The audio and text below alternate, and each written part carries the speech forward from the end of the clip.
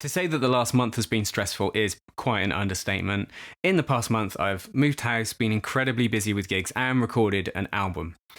All of which I'm going to update you on today, including a guitar purchase, which I'm going to do in the video. Lastly, I also want to share with particularly UK viewers some exciting shows coming up in August. So moving house in the UK, I'm sure it's stressful everywhere else, but I think our particular system is pretty messed up, and until you've got the keys in your hand, it is incredibly stressful, and it just turns your life upside down, and it was challenging, just to say the least. So I am in new surroundings. It might not look that different to my old place because I've painted it the same colour for a consistent look, but I've got a bigger room to film in and record and practice in, which is great.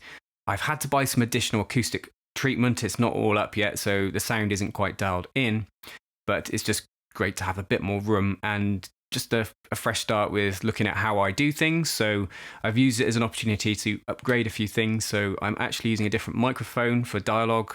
Previously, I was using the Rode Video Mic Pro Plus, which was okay, but I've decided to record the audio separately, just so I can do a bit more with it and improve the quality of it. So up here we have an Audio-Technica AT4053B, which is a hypercardioid condenser, I think I got that right, which is known for being good for indoor dialogue. And for guitar, I haven't had the time to test it yet, but I've also bought a Neumann TLM102.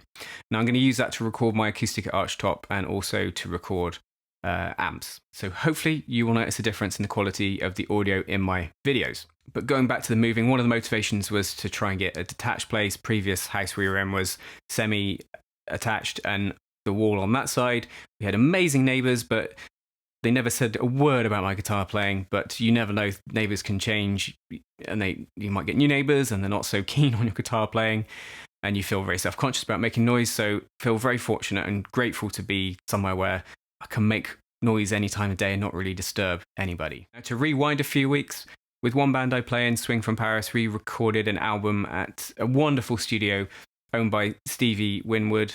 That's in the middle of nowhere in the Cotswolds, beautiful location, wonderful space to record in, and we had a wonderful producer, engineer, Danny, and there'll be plenty more about this to come once it's all back. It's just in the process of finishing being mastered, but here's a little snippet just with some camera audio of one solo that I recorded on the tune Airmail Special by Benny Goodman and Charlie Christian. Now, a caveat this, it's a little silly, but I was enjoying myself.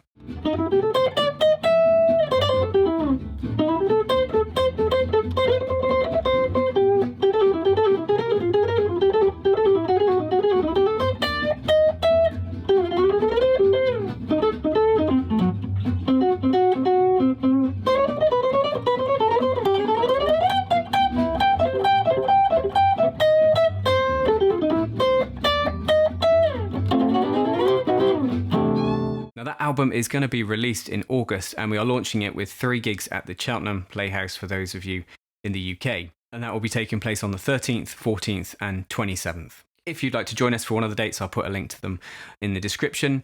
But naturally, when the album does come out, I'll share with viewers where you can listen to it. It'll be available for purchase, download, as well as on Spotify for streaming. Now, on to purchasing a guitar. It's been a while since I've purchased a guitar, been very good. But necessity is going to force me into this purchase because for one project I'm involved in, I need a guitar with a tremolo on. And I don't have that currently. And I used to have a Jazzmaster, an American original 60s one. I never quite bonded with that guitar. There was things I liked about it. I loved the tone on the rhythm circuit, but the neck, the radius and so forth, just the profile, it never quite felt right to me. And it didn't feel as good as other Jazzmasters I'd played. Now, I've looked at a few different options. I thought about maybe I could just get a Strat, but I prefer the Jazzmaster for what I need it for. But I did think I could get a Guild maybe. They often come with Bigsby's, but Bigsby's are difficult to restring and keep in tune in my experience. Duesenberg, a bit of a left field choice. Not sure, never played one. They look cool, the Art Deco look. The reviews are quite good, but it's a bit more than I want to spend. So I think I just want a better example of a Jazzmaster. Now I'm going to make an online purchase, which I don't personally think is the best way to buy a guitar, but I have £67 in my Andertons account. Anderton's is a bit far for me to go to purchase a guitar, and I haven't got a gig over that way for a few weeks, and I could do with this now. So I'm just going to buy it online in the safe knowledge that I can easily return it if there's an issue. Here's the Anderton site. Let's pop in Jazzmaster and have a look what they've got. Okay. So there's a few options here, but I'm quite particular in terms of the neck profile, the radius. Those things are important to me. You see here, the Japanese models they've got a few of. They've also got the American Ultras. I don't like Jazzmasters with the maple fingerboard. It just looks wrong to me. Ooh, there's the Dreadful Acoustasonic. I will not be getting that. And they've got ones which don't have the Jazzmaster switching, that don't have the rhythm circuit on there, which to me is just of no interest.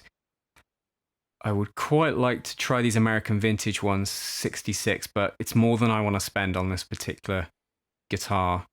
There's more of those trashy Acoustasonics. No, thank you. This is one I have considered. Now, this is reasonable value, quite a lot for a Mexican guitar, but they have gone up. That's got all the switching. Not sure about the pickguard, I'd replace that. The tint on the neck looks a bit orange to me. Finally, Fender using rosewood as the fingerboards instead of Pal Ferro, so that's good. Let's look at the spec. Oh, it's got 7.25 radius. I just don't get on with that. I need 9.5 personally. That's a shame. Let's have a look what else there is. Nothing jumping out there. I do like the look of this. I don't mind the block inlays. I love the matching headstock, but I think you pay a premium for that.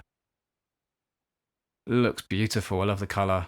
Maybe a bit garish for stage, but looks cool. Let's look at the spec. 7.25 again. I suppose it's vintage reissue, isn't it? That's what they're going to do. So let's try again. Let's see what else there is. Ooh, this first one intrigues me. Never owned a black guitar. Got a rosewood board. Japan. I've had a Japanese telly before that I was knocked out by. That's got all the switchings. That's got the rhythm circuit. That rosewood fretboard could be a bit darker wood maybe, but we'd have to see. You never know if this is the actual guitar. I suspect not. I suspect it's just one example of one. I prefer it when shops have pictures of the actual guitar. I think it's lazy just to have stock images. 9.5 radius. Get in. That looks good for me. Yeah, rhythm circuit. Often people upgrade the bridge and the tremolo system. I think the right gauge strings usually sorts it out. Let's go with this. Reasonable price. It's in budget. I didn't want to spend too much more.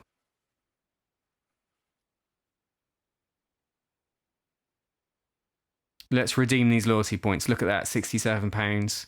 That would just bring it down a bit. That's why I wanted to purchase with Andertons. Those points are from when I bought my Tone King. Let's do this.